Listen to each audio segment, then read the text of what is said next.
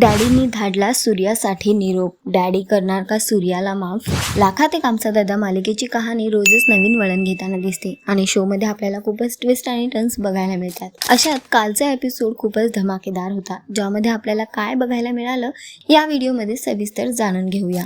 एपिसोडच्या सुरुवातीलाच बघायला मिळालं की डॅडींना सूर्याने वाचवलं होतं आणि त्यानंतर ते घरी परतले आहेत. डॅडी त्या सगळ्या झालेल्या घटनेमुळे खूप जास्त अस्वस्थ असतात, पण त्यांना त्यांची चूक कळलेली आहे. ते शालन आणि मालन समोर म्हणतात की सूर्याबद्दल मी जो काही विचार करत होतो आणि त्याच्याशी मी जो काही वागलो त्याची अक्षरशः आता मला लाज वाटते. मी असं करायला नको होतं. तो मला नेहमीच देव मानत आला आहे आणि मी त्याच्यासोबत जे केलं ते योग्य नव्हतं. त्यामुळे डॅडींना आता स्वतःच्या चुकीची आणि त्यांच्या कृत्याची रिअलायझेशन झालेली आहे. त्यांना पश्चाताप होतोय की सूर्याबद्दल ते असा विचार कसं करू शकतात म्हणून. त्यानंतर ते शालन मालनना ते हे सगळं सांगून निघून जातात आणि इकडे शालन मालन विचार करत आहेत की डॅडींचं असं रूप मात्र पहिल्यांदाच बघायला मिळालंय. डॅडी इतके इमोशनल कधी होत नाहीत, पण आज मालकांचं जे रूप समोर आलंय ते मात्र चकित करणारं आहे. दुसरीकडे बघायला मिळते की बहिणी आणि तुळजाभवानीमध्ये गप्पा सुरू आहेत, तर दादाची सकाळची आरती चालू आहे आणि अशातच सगळ्या बहिणी दिवाळीच्या शॉपिंगचा विचार तरी करत आहेत, पण सगळ्या ठरवतात की यावेळी दिवाळीच्या शॉपिंगचे पैसे वाचवून ते दादाला द्यायचे आणि त्याची मदत करायची. तेव्हा तुळजा तिथे येते आणि त्यांना म्हणते की तुम्हाला या सगळ्या गोष्टींचा विचार करायची गरज नाही आहे. यावर्षी तुम्हाला जे काही हवंय ते तुम्हाला तुमची वहिनी घेऊन देणार आहे. तेव्हा सगळ्या बहिणी तिला नाही म्हणतात, पण नंतर तुळजा त्यांना समजावते आणि त्यांना म्हणते की तुम्ही मला तुमच्या घरातलं मानत नाहीत का? मानतात ना, मग मी जे देईन दिवाळीला ते तुम्हाला घ्यावंच लागेल. तर सगळ्या म्हणतात की दादाला कसं मनवणार? तेव्हा तुळजा म्हणते की दादाला कसं मनवायचं ते माझ्यावर सोडून द्या. नंतर बघायला मिळतंय की दादा आरती करतोय, पण सगळ्या बहिणी जोरजोरात तुळजाच्या सांगण्यावरून ओरडाओरड करत आहेत.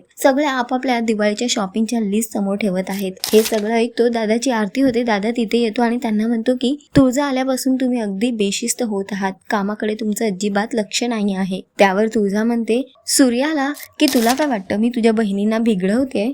ठीक आहे, मग असं असेल तर मला तसं सांग, मग मी त्यांना काही सांगणार नाही. तुळजा सूर्याला इमोशनल ब्लॅकमेल करण्याचा प्रयत्न करते. मग तुळजा आणि सगळ्या बहिणींचं हे बोलणं ऐकून सूर्या म्हणतो तुम्ही जिंकलात आणि मी हरलो. तुम्हाला जे काही करायचं आहे आणि कसं करायचं आहे ते तुम्ही करा. मी मात्र आता दुकानावर चाललोय. इकडे बघायला मिळतंय की बहिणींचा प्लॅन कामयाब झालेला आहे. सूर्याने त्यांना परमिशन दिली आहे की तुम्ही तुळजा वहिनी जसं सांगेल तसं करू शकतात. बघायला मिळतंय की सूर्या आता इकडे कपडे घेण्यासाठी शॉपिंगसाठी दुकानात पोहोचलेला आहे काजू पुड्यासोबत. तर तिथेच दुसरीकडे चहा पीत शत्रूचा ग्रुप सुद्धा बसलेला आहे. सूर्या तिथे पोहोचतो तर काजू पुड्याची चेष्टा करत शत्रूच्या ग्रुपमधली काही पोरं त्यांना नको नको ते बोलतात. त्यानंतर काजू सुद्धा भडकतो आणि त्यांना उत्तर देतो. त्यानंतर दोन्हीही ग्रुपमध्ये खूप जास्त गरम वातावरण बघायला मिळतंय. तिथेच हे सुद्धा बघायला मिळतंय दुसरीकडे की शत्रू आहे जो प्लॅनिंग करत आहे आणि त्याला डॅडींचा राग आलेला आहे. त्याचं म्हणणं आहे की सूर्याने डॅडींना काय वाचवलं, डॅडी तर त्याचे पुन्हा एकदा ऋणी झालेले आहेत. पूर्ण वेळ सूर्या सूर्या करत असतात. पुन्हा एकदा या घरात सूर्याचं नाव जप होत आहे आणि हे मला बंदच करावं लागेल. एवढ्यातच दुसरीकडे बघायला मिळतंय की काजू पुड्या, सूर्या आणि सोबतच शत्रूच्या टीम मध्ये आता भांडणं वाद सुरू झाले आहेत आणि वाद हा टोकाला पोहोचलेला आहे. दोघांमध्ये मारापिटी सुरू झालेली आहे आणि तेव्हा शत्रूच्या ग्रुपमधल्या एका मुलाने शत्रूला फोन केलेला आहे आणि त्याला तो सांगतो की इथे बाजारात सूर्याने आम्हाला खूप मारलेला आहे, त्यामुळे तू लगेच ये.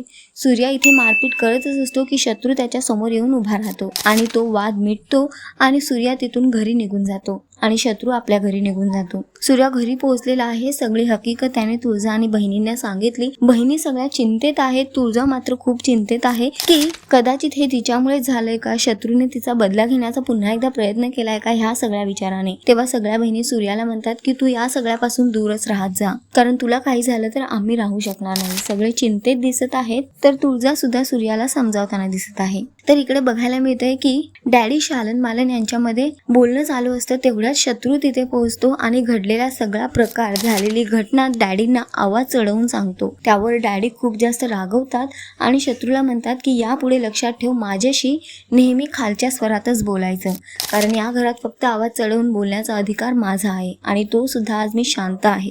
त्यामुळे माझ्याशी नीट शब्दात आणि नीट आवाजातच नीट स्वरातच बोलायचं. तर डॅडीने शत्रूचं काहीही बोलणं ऐकलं नाही, सूर्याला शिक्षा दिली नाही, तर शत्रूला ते तिथून पाठवून देतात. तर शत्रू या वागण्यामुळे खूप जास्त भडकलेला आहे. तर इकडे बहिणी चिंतेत असताना तेवढ्यातच घरात एंट्री होणार आहे डॅडींच्या माणसाची. डॅडींचा जो सेक्रेटरी असतो तो येऊन पोहोचतो घरी. सूर्या आणि सगळे घरातले त्याला बघून शॉक्ड आहेत, पण तो सूर्या आणि सगळ्यांना एक बातमी देतो. तो एक निरोप घेऊन आलेला आहे आणि तो आहे डॅडींचा. तो म्हणतो की डॅडींनी तुला घरी बोलवलं आहे तुझ्या पूर्ण परिवारासकट उद्या. हे ऐकल्यावर घरातले सगळे हैराण झाले आहेत की नेमकं असं काय झालं, डॅडींनी का बोलावलं असेल. सगळे चिंतेत आहेत.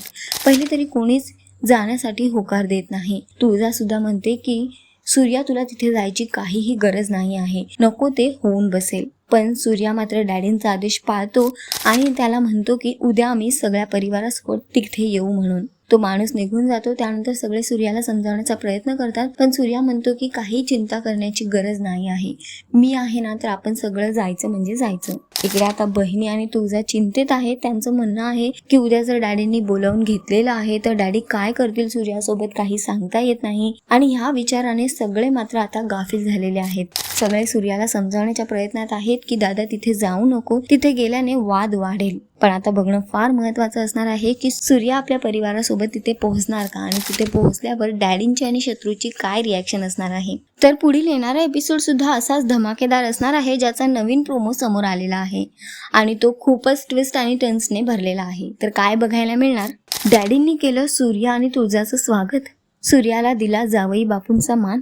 एकीकडे डॅडींच्या आदेशानुसार सूर्या आपल्या पूर्ण परिवारासोबत डॅडींच्या घरी आलेला आहे. तो तिथे पोहोचल्यावरच बघायला मिळतं की डॅडी त्याचं खूप कौतुकाने स्वागत करत आहेत. त्याच्यासाठी जमिनीवर रेड गालिचा टाकलेला आहे आणि रेड कार्पेटवरून सूर्या आणि त्याच्या परिवाराची घरात एंट्री होते. हे बघून सूर्याला सुद्धा धक्का बसतो आणि तो त्याच्या बाजूला असलेली बहीण धनश्रीला म्हणतो की मला चिमटा काढ, हे जे काही होतंय ते खरं आहे का. त्यावर धनश्री त्याला म्हणते तुला चिमटा मी काढला तर मला कोण काढेल, कारण मलाही विश्वास बसत नाही आहे. त्यानंतर डॅडी मोठ्या आवाजात सूर्याला आवाज देतात आणि म्हणतात की जावई बापू तुमचं स्वागत आहे, घरात या म्हणून. डॅडींचे हे रूप बघून, हे बोलणे ऐकून सूर्या आणि बाकी सगळे हैराण झालेले आहेत. डॅडी सूर्यासमोर हात जोडतात आणि म्हणतात की मी जे काही तुझ्याशी वागलो त्यासाठी मला माफ कर. त्यावर सूर्या म्हणतो की देव कधी आपल्या भक्ताची माफी मागतो का, तुम्हाला असं काही करायची गरजच नाही आहे. तर डॅडी तुळजासोबत सगळ्यांना घरात घेऊन जातात. त्यानंतर सगळ्यांचा पाहुणचार होताना दिसत आहे. शालन मालन सुद्धा खुश आहेत, कारण तुळजा आता माहेरी आलेली आहे म्हणून. तुळजासोबत त्या गप्पा मारत बसलेल्या आहेत. तर डॅडी सुद्धा सूर्याचा पाहुणचार करताना दिसत आहेत. आणि घरातलं हे सगळं वातावरण बघून आता शत्रू मात्र खूप जास्त रागवलेला आहे. त्यानुसार आता तो सूर्याविरुद्ध एक मोठा प्लॅन, एक चक्रव्यूह रचताना आपल्याला दिसणार आहे. कपाटातल्या जुलाबाच्या गोळ्या काढून घेतो आणि म्हणतो की आता ह्या गोळ्यानेच आता सूर्यासारखी घाण घराबाहेर जाणार आणि तो सूर्यासाठी बनवलेल्या खिरीमध्ये त्या गोळ्या टाकतो. आता ह्याचा अंदाज अजून कोणालाही नाही आहे. बघणं फार महत्त्वाचं असणार आहे की शत्रूचा हा डाव यशस्वी होणार का, सूर्याला त्रास होणार का. डॅडीने केलेल्या स्वागतानंतर आता ही कहाणी काय वळण घेणार हे बघणं मात्र आता फार महत्त्वाचं असणार आहे. तुम्ही किती एक्सायटेड आहात येणाऱ्या एपिसोडसाठी आम्हाला कॉमेंट करून नक्की सांगा. आणि अशाच टेलिव्हिजन अपडेट्ससाठी, लेटेस्ट गॉसिपसाठी टेलिगप्पाला लाईक, शेअर, सबस्क्राईब नक्की करा. नमस्कार.